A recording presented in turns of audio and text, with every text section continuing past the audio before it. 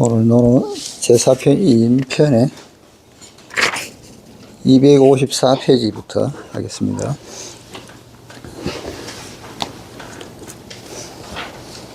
자왈 공자께서 말씀하셨다. 3호는 정삼이죠. 정자를 이야기합니다. 이름입니다.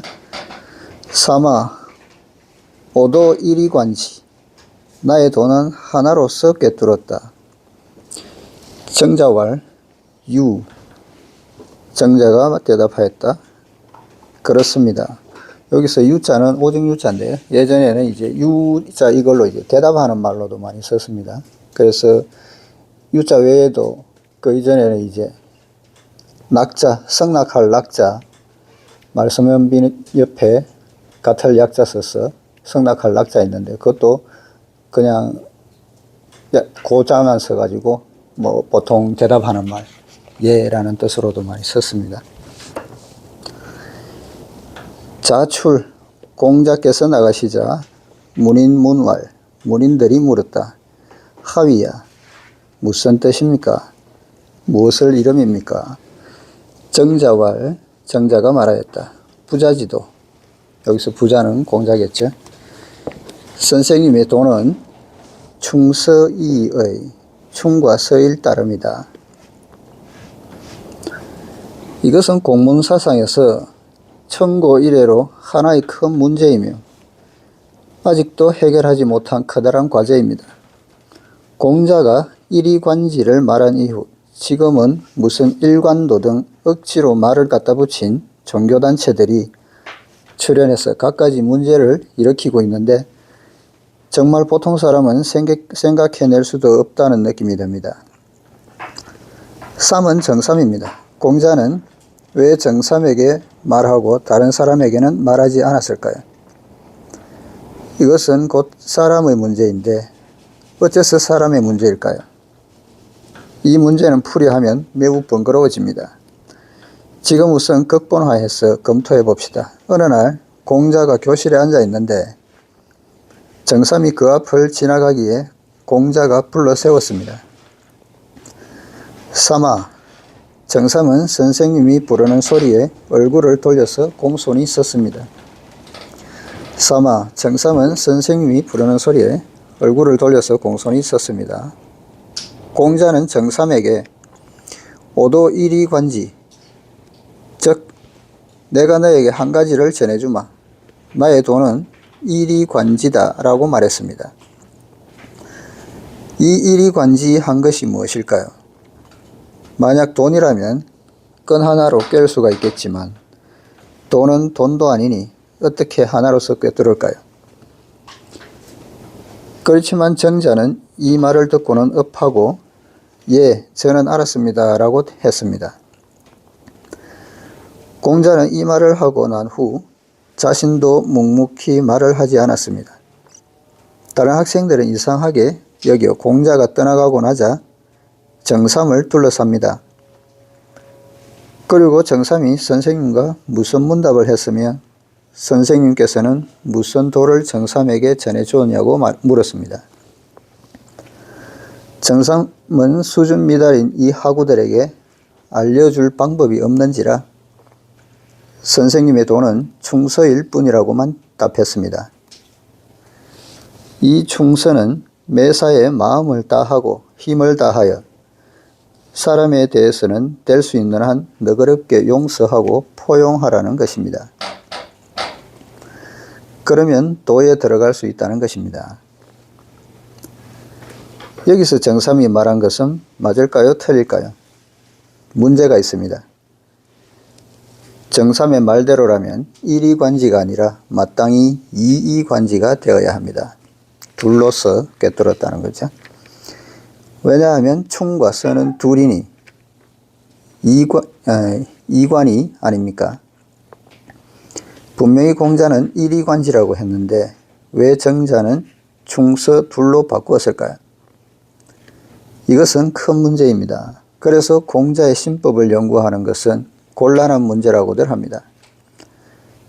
여기서 나는 다른 학파의 설을 빌려 여러분에게 몇 가지 이야기를 함으로써 이 주제의 참고로 삼을 수밖에 없습니다. 우리가 알다시피 유구한 역사를 가진 불교의 선종이 지금 크게 유행하고 있는데 오늘날 선학이라고 부릅니다. 선종에는 문학적으로도 유명한 이야기가 하나 있습니다. 바로 염화미소로서 불교의 창시자 석가모니와 관련된 이야기입니다. 석가모니는 범어의 음력인데 석가는 성씨로서 중국어로는 능인이라는 뜻이며 능인이라고 하면 능히 인을 행하는 사람 내지는 능력과 인의를 가진 지혜로운 사람 그런 뜻으로 번역할 수 있겠죠. 모니는 이름으로서 중국어로는 정묵이란 뜻입니다. 고요하다는 뜻이죠. 석가모니는 만년에 영취산이라고도 하는 영산에서 지냈습니다. 석가는 19세에 왕위를 버리고 출가해 32세에 도를 이루고 그 후 가르침을 널리 전하다가 81세에 돌아가셨으니 49년 동안 교육에 종사했습니다. 여기서 우리는 잠시 종교의 관점은 논하지 맙시다. 석가모니가 어느 날 수업, 즉 선학에서는 상당이라고 하는데 뒷날 송대 이학에서도 이 용어를 썼습니다. 그래서 어느 날 수업을 했습니다. 강단 아래에서는 많은 학생들이 석가모니가 그날 무슨 강의를 할까 하고 기다리고 있었습니다. 마침내 석가모니가 강단에 올라갔습니다. 그는 한참 동안 말을 하지 않고 있다가 앞에 있는 화분에서 꽃 한 송이를 꺾어가지고 모두를 향해서 한번 흔들었습니다. 마치 모두에게 그 꽃을 한번 보라고 암시하듯 아무 말도 하지 않았습니다. 이를 염화 또는 석가염화, 즉 석가가 꽃을 쥐다라는 뜻이라고 합니다. 강단 아래에 있던 학생들은 아무도 선생님의 그 동작이 무슨 뜻인지 알지 못했습니다. 다만 가섭존자만이 그 뜻을 이해하고 미소를 지었습니다. 석가는 꽃을 지어 보인 후에야 가섭존자라는 큰 제자를 얻었습니다. 여기서 여기 임nhập 자인데 임nhập 자는 옛 범어에 근거한 음력으로 음은 섭입니다. 그리고 존자란 나이가 많고 덕망이 높다는 뜻입니다. 공자의 제자들이 다 젊은 층이었던 과는 달리 석가모니의 제자들은 대부분 스승보다 나이가 많았습니다. 불경의 기록에 의하면 가섭존자는 석가모니가 꽃을 쥐어 제자들에게 보이는 것을 보고 파한미소하였다고 합니다. 무엇을 파한이라고 하지요? 종교 집단의 사람들이란 위로 올라갈수록 고분고분하고 점잖으며 표정들이 아주 엄숙합니다.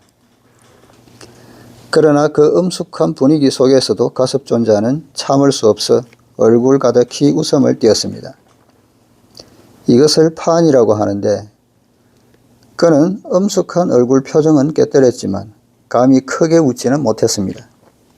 종교단체의 계율은 관리제도와 같아 대단히 엄숙하기 때문입니다. 가섭존자는 파한하면서 크게 웃지는 않고 미소만 지었습니다. 그때의 석가모니와 가섭존자 두 사람의 동작을 합해서 염화미소라고 합니다. 가섭존자가 미소를 지었을 때 석가모니가 몇 마디 말을 했는데 이 말은 선학에서 아주 중요한 의미를 가지는 말이 되었습니다. 공자가 정삼에게 말한 하나로서 꿰뚫었다. 이리관지가 육아에서 한 가지 묘한 이치가 된 것과 같습니다. 그때 석가모니가 한 말을 해석하려면 아주 곤란한데 그 번역은 다음과 같습니다. 내게 있는 정법안장, 열반묘심, 실상무상, 미묘법문, 불림문자, 교회별전을 마가섭에게 부촉한다. 오유정법안장. 정법안장은 이제 한마디로 말하면 부처님이 깨달은 그 경지겠죠. 근데 이제 정법이라고 하면은 근본적인 불법 자체를 정법이라고 합니다. 바른 법이겠죠. 그리고 여기서 눈한자 안이라는 것은 이제 우주 만물을 비춰보는 지혜 내지는 안목. 그래서 본질 자체를 통찰하는 그런 능력을 말합니다. 안이라는 것이. 그리고 장이라고 하면은 이제 이 만유의 법의, 즉 법의 뜻을 다 포함한다, 가진다, 저장한다는 뜻이겠죠. 그래서 정법안장이라고 하는데, 그래서 이제 불법이 이제 내재적인 깨달음을 통해서 전해지는 것이지 무슨 문자나 말로서 전해지는 것이 아니라는 거죠. 그래서 한마디로 이야기하면은 석존, 석가세존이 설한 무상의 정법을 정법안장이라고 이야기를 한다고 합니다. 그리고 열반묘심, 열반에 대한 묘한 마음이죠. 그 다음에 실상무상, 실상은 상이 없다는 것. 그리고 미묘법문, 불림문자. 미묘한 법은 불림문자, 문자를 세우지 않는다, 문자를 세지 않는다는 거죠. 그 다음에 교회별전, 가르침 외에 별도로 전하는 것. 그래서 부촉은 이제 붙일 부자에 당부할 촉자인데요. 그 부촉한다고 하면은 당부한다는 거죠. 제자의 마가섭에게 부촉한다는 겁니다. 다시 말하면 나에게 곧바로 도를 깨달을 수 있는 아주 좋은 방법이 있는데 이제 그 방법을 이 큰 제자 가섭에게 넘겨주겠다는 뜻입니다. 이것이 바로 선종의 시작입니다. 그래서 선종을 교회 별전 불림 문자의 법문이라고 합니다. 문자 은혜를 통하지 않고 도를 전한다는 뜻입니다. 그러나 지금 우리는 선악을 토론하고 있는 것이 아니니 이 이야기는 여기서 끝내겠습니다. 다만 이 이야기가 삼아 나의 도는 하나로서 꿰뚫었다. 3호 5도 1위 관지라고 한 공자의 말과 비교해 보면 서로 비슷하거나 같다는 것을 증명하고 싶을 뿐입니다. 공자가 말한 하나로서 꿰뚫었다는 것은 무엇일까요? 또 불가에서는 왜 하나의 염화이며 또 하나의 미소일까요? 마치 두 사람이 있는데 그중 한 사람이 분필을 지자 다른 한 사람이 알았다고 하는 것이나 마찬가지로 이 두 사람만이 통하는 엄밀한 수로나 암호가 있어 말이 없이도 서로의 뜻을 알 수 있었던 것 같습니다.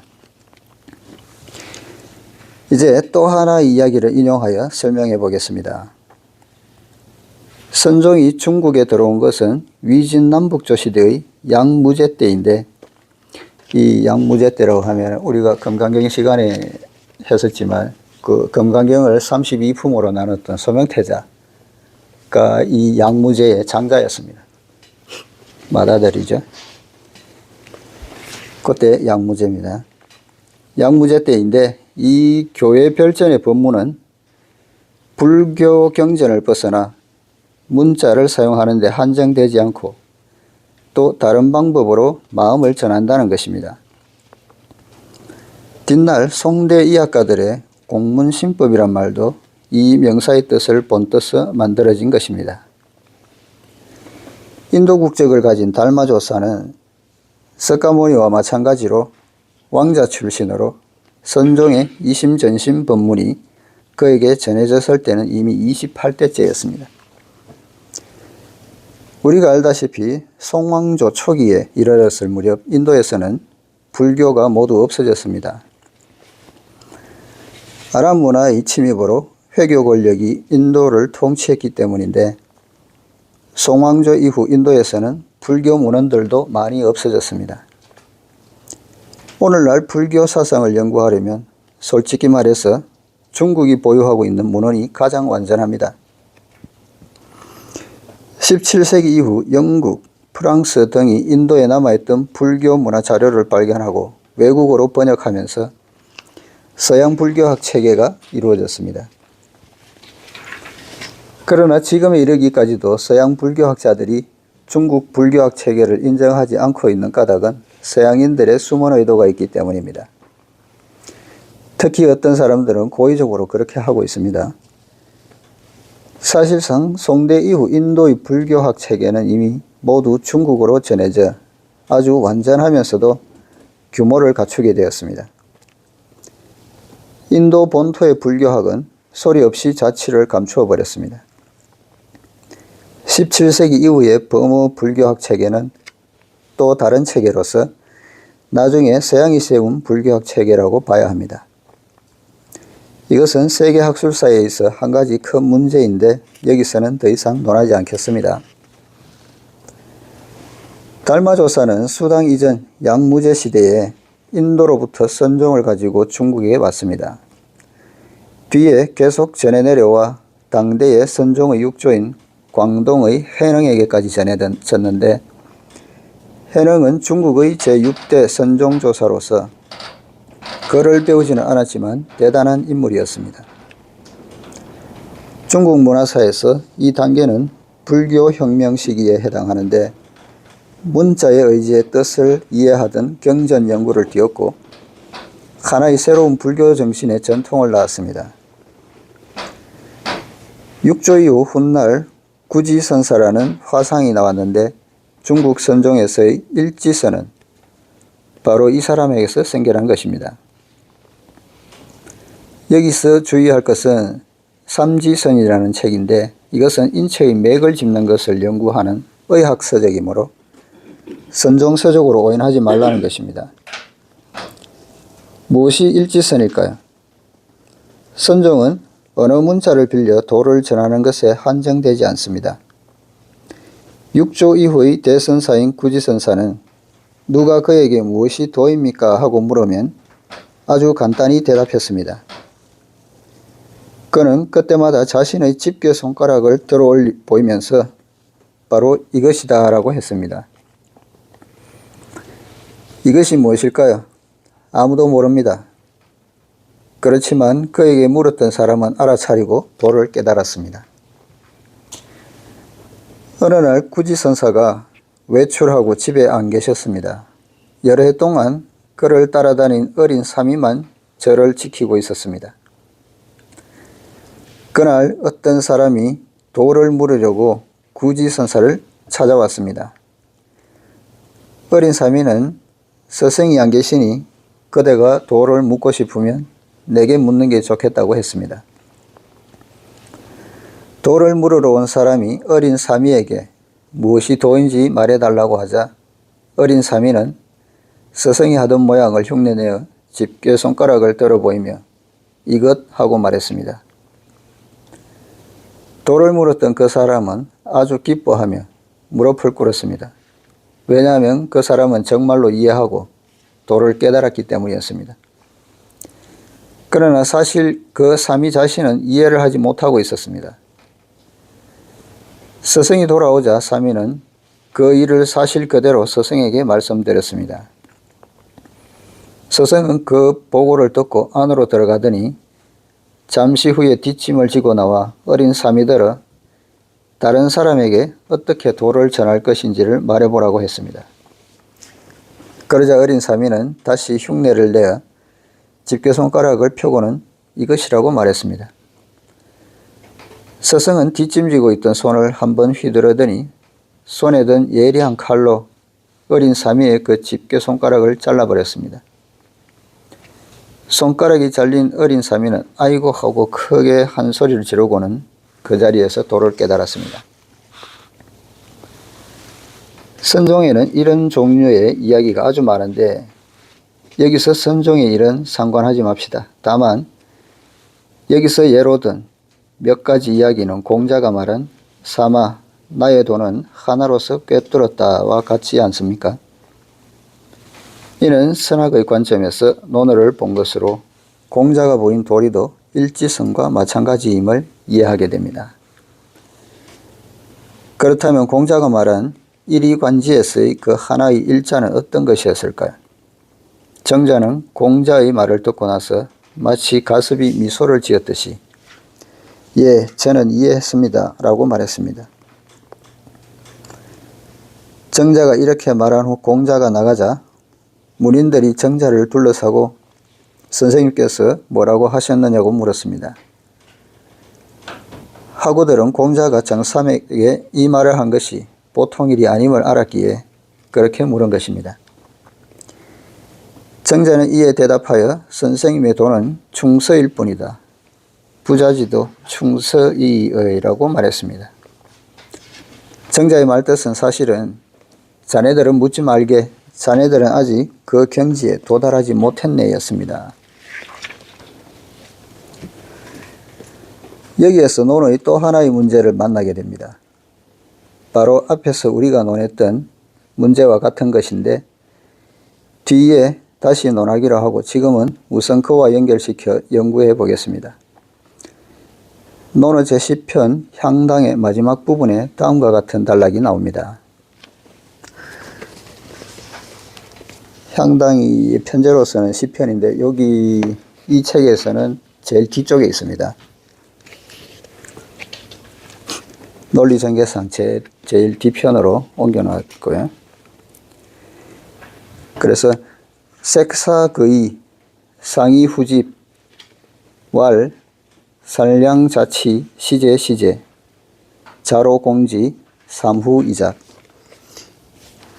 이 부분에 대해서 지금 남해근 선생하고 논어 집주에서 이야기하는 내용이 완전히 다릅니다. 그래서 우선 논어 집주에서 이야기하고 있는 것은 색사거의, 요거는 이제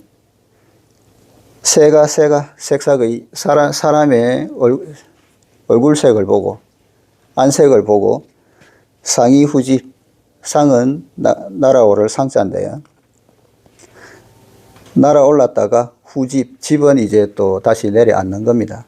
그래서 날아올랐다가 내려앉았다는 거죠. 그래서 새가 사람을 보니까, 사람이 다가오는 것을 보니까 놀라서 날아올랐겠죠. 그러다가 이제 다시 사람한테서 떨어진데 다시 앉았겠죠. 그래서 색사거의 상이 후집입니다. 그래서 만약에 살량자치, 그래서 공자께서 그것을 보고 이야기를 했다는 거죠. 살량은 이제 산의 높은 언덕이겠죠. 높은 부분. 산등성이에 이제 자치, 암컷 치자는 이제 꽁치자입니다. 그래서 암컷 꽁이 시제, 때에 맞는구나.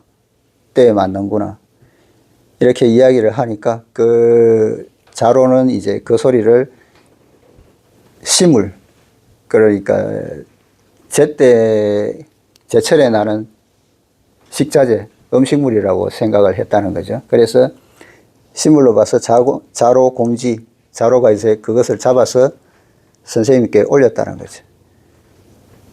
음식을 해서 올리니까 그것을 잡아서 뭐 굽거나 뭐 요리를 했겠죠. 그 음식을 올리니까 삼후이작, 3번 냄새 맡고 일어서셨다는 겁니다.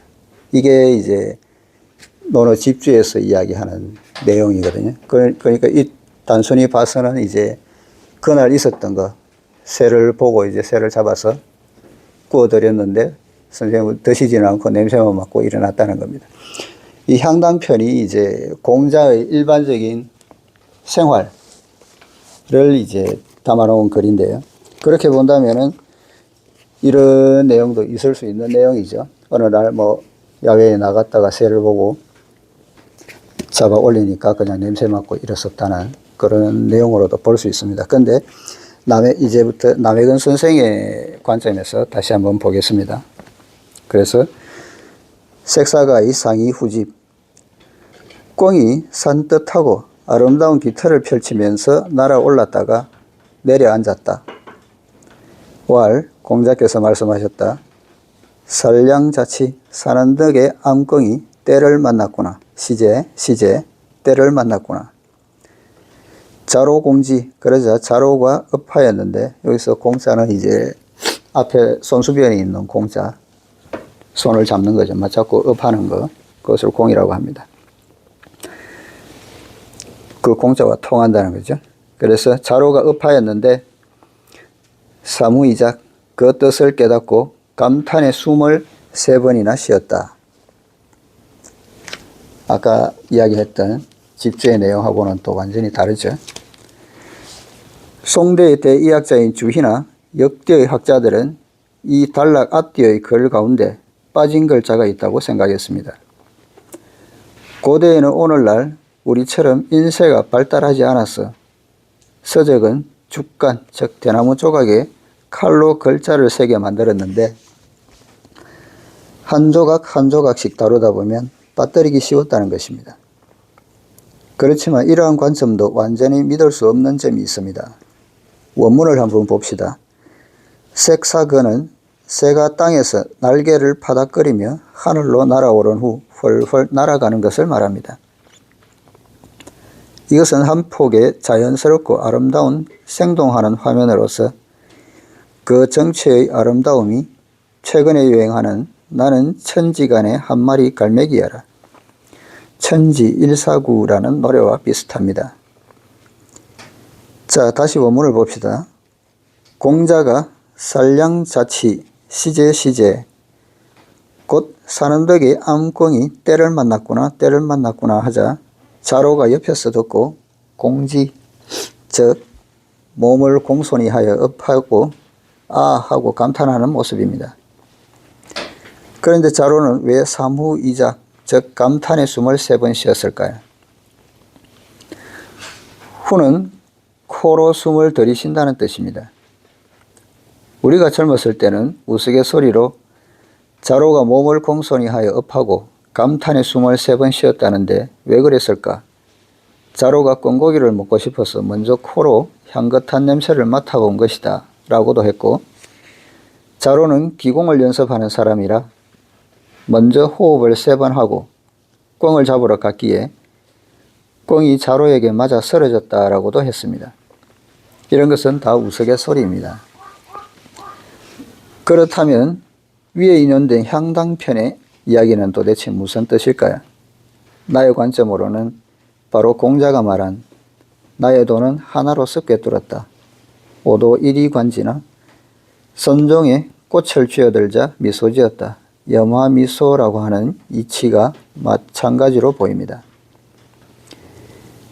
내 생각으로는 결코 이 문장에 글자가 빠진 것은 아니며 첫 부분은 당시의 광경을 기록하고 꿩이 날아오르는 모습을 묘사한 것입니다. 색사거, 여러분은 공작새도 본 적이 있고 꿩도 본 적이 있을 것입니다. 나는 전에 산속에서 아주 오랜 시간을 지낸 적이 있는데 꿩이 큰 무리를 지어 산에 나타나면 정말 장관입니다. 꿩이 날아오르기 전에 날개와 꼬리를 펼치는 모습은 마치 공작새처럼 아름답습니다. 색사거이. 그런 다음에 꿩은 하늘로 한번 날아올랐다가 다시 내려오는데 상이 후집하는데 내려와서는 어디에서 멈출까요? 바로 사는 덕 위입니다. 공자는 그 자리에서 이런 광경을 보았는데 그 꿩의 깃털이 매우 산뜻하고 아름다웠습니다. 자세히 보니 암꽁으로 여유롭고 편안하게 사는 덕에 서 있었습니다. 그것을 본 공자는 옆에 있던 자로에게 때를 만났구나 시제 하고 말했습니다. 이 시제는 공자의 일생 사상 중에서 중요한 위치를 차지합니다. 특히 역경과 전통 문화를 연구할 경우에는 이 시의 문제에 더욱 유의해야 합니다. 인생의 일체는 개인의 작은 일이든 국가의 큰 일이든 다 시기를 잘 잡아야 합니다. 여기에 위, 즉 환경이 있습니다. 역경의 중점은 바로 여기에 있습니다. 천하의 만사 만물은 다 변화하고 있습니다. 모든 것이 수시로 변해서 변하지 않는 것이 없으며 시간도 1분 1초마다 변하고 있고 공간도 시간과 장소에 따라 끊임없이 변하고 있습니다. 그래서 공자는 역경 속에서 시공의 변화를 말했습니다. 나는 젊은 학생들에게 늘 원망하지 말고 불평하지도 말아라. 젊은이가 앞날에 대해 걱정하지 말고 자신이 일어설 수 있는지 없는지만 물어라. 앞에서 공자가 한 말과도 같죠. 불암무위 환소이립이라고 그랬죠. 그 자리가 없는 것을 걱정하지 말고 내가 그 자리에 설 수 있는가를 걱정하라고 이야기했는 겁니다. 그래서 자신이 일어설 수 있는지 없는지만 물으라. 그렇지만 시간과 공간을 포착할 줄 알아야 한다고 합니다. 버스 시간에 되는 것과 같은 것이 인생입니다. 오래 기다린 사람은 원망을 하지 말아야 합니다. 자기가 정거장에 너무 일찍 이른 것입니다. 어떤 사람은 정거장에 막 도착했을 때 차가 떠나버려 몹시 투덜거리며 안타까워하는데 안타까워한들 무슨 소용이 있겠습니까? 깨끗이 잊고 다음 차를 기다렸다 타면 됩니다. 이런 작은 일을 통해서도 인생을 이해하고 어떻게 자기를 꾸려나가고 시간을 포착해야 할지 이해할 수 있습니다. 공자가 자로에게 때를 만났구나 시제의 시제라고 한 말 속에도 이런 이치가 들어있습니다. 거공이 산언덕 위에 서 있는 모습은 매우 생기 있어 보였습니다. 그러나 만약 중앙시장 안 식품상가의 닭장 옆에 서 있었다면 거공의 운명은 어땠을까요? 거공은 산언덕에서 있을 때에만 봉황의 기상을 보일 수 있었던 것입니다. 이것은 마치 진나라의 좌사가 읊은 다음 시와도 같습니다. 진이 천인강 청길언덕 위에서 옷을 털고 떨칠 진자죠. 그리고 인은 이제 길 인자 한 길 두 길 할 때 단이죠. 강은 언덕 강자입니다. 그래서 청길 언덕 위에서 옷을 털고 탁족 말리류 시설 탁자입니다. 말리 흐름에서 발을 씻는다. 즉 위로 천길이나 되는 언덕이 솟아있고 아래로 말리 장강의 물결이 철렁이고 있는데 한 사람이 그 언덕 위에 서서 스스로 만족하여 즐거워하고 있으니 마치 신선인 양 대단합니다. 바로 때와 환경을 잘 얻은 것입니다. 공자가 산언덕 위의 아름다운 암경을 가리키면서 자로에게 때를 만났구나 라고 말한 것은 다시 말하면 이런 뜻입니다. 자로야 보아라. 저 암경이 마침 이때에 날아올랐다가 좋은 곳에 내려앉았는데 이 살아 움직이는 화면이 인생 처세의 이치를 넌지시 말해주는구나. 공자는 여러 나라를 주유하면서 시대와 세상을 구하고 역사 문화를 구하고 싶었지만 형세를 돌이킬 방법이 없음을 깊이 느끼고 있었습니다. 공자는 이러한 자신의 처지를 그 한 장면의 경치를 빌려 넌지시 자로에게 표현한 것입니다. 석가모니의 염화미소수법과 같습니다. 말로 하지 않고 눈앞의 사실만을 자로에게 가리켜 보여주면서 이것을 이해하여 네가 발붙일만 하고 확고하게 잘 설 수 있기를 바란다면 일찍이 좋은 자리를 찾아가서 서라고 한 것입니다. 시제는 곧 시기를 잘 포착하라는 의미입니다. 자로는 그때에 읍하면서 예 하고 대답했습니다. 그가 3번 숨을 쉰 것은 공자의 말에 문득 깨달음을 얻고 낸 감탄의 반응이었습니다. 중국 문자로 쓴 고문은 대단히 간단하여 이 정도로도 한 편의 이야기가 되지만 오늘날의 문자를 써서 극본으로 바꾸어 보면 적어도 2쪽 분량의 대화에다 연기자의 출연 장면 등으로 아마 20분은 걸릴 이야기가 될 것입니다. 이 단락은 뒤에 향당편을 연구할 때 주의해서 보아야 하는데 여기서는 앞당겨 미리 간단하게 말해보았습니다. 이제 다시 우리가 연구하던 2인편으로 돌아가겠습니다. 3화 나의 도는 하나로서 꿰뚫었다. 3호 오도 일이관지란 말이 내포하고 있는 이치는 바로 향당편의 그 산언덕의 암경이 때를 만났구나의 이치에 해당됩니다. 앞에서도 말했듯이 정자는 공부를 열심히 했고 내심의 평온함을 기르는 데도 유의하여 덕행의 수양이 상당한 정도에 이르렀습니다. 앞에서도 봤듯이 이 정자가 하루에 3번 자신을 반성한다고 이야기를 했죠. 그 자기 수양이 그 정도에 이르렀다는 겁니다. 사람의 도덕 수양이 평온, 침착의 경지에 이르면 걷는 모양도 보통 때와는 다르며 마음이 우울할 때는 걷는 모양도 기쁠 때와는 다릅니다. 학문과 도덕 수양이 그런 경지에 이른 정자가 걸어오는 모습을 보고 지성선사께서는, 여기 지성선사는 이제 맹공자를 같이 가리켜했죠. 정자의 학문 수양이 무르익었음을 바로 알아보았습니다. 그래서 정자를 불러 삼아 나의 돈은 하나로서 꿰뚫었다라고 말한 것입니다. 즉 다른 학문들도 한참 이야기했지만 다 별 볼 일 없다는 것이었습니다.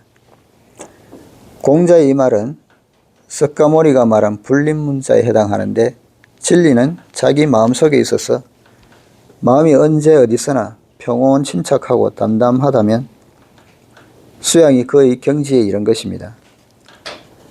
사람의 수양이 오래도록 이런 경지에 머물면 그때는 마음 내키는 대로 해도 법도를 넘지 않을 수 있습니다.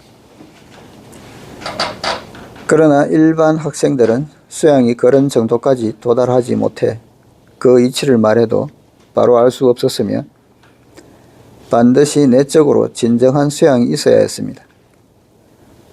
정자도 일반 학생들은 그런 정도에 이르지 못했다는 것을 알았기 때문에 가볍게 한번 헤아려 보고 그들에게 먼저 학문 수양에 있어 충서의 도리에 유의하라고 가르친 것입니다. 공자의 학문에는 확실히 내적 수양과 진실한 공부가 있었으며 내용이 전혀 없는 이론만을 말한 것은 결코 아니었습니다. 이 단락은 우선 여기까지만 말하겠습니다. 내가 재능과 학식이 부족하여 말로 뜻을 다 나타낼 수가 없습니다. 이런 문제는 뒤에 또 나오게 되니 그때 다시 말하게 될 것입니다. 다시 이어집니다. 자왈, 군자, 유어의 소인 유어리. 공자께서 말씀하셨다. 군자는 의리에 밝고 소인은 이익에 밝다. 이 단락은 공문의 인학, 즉 심학에 관계됩니다.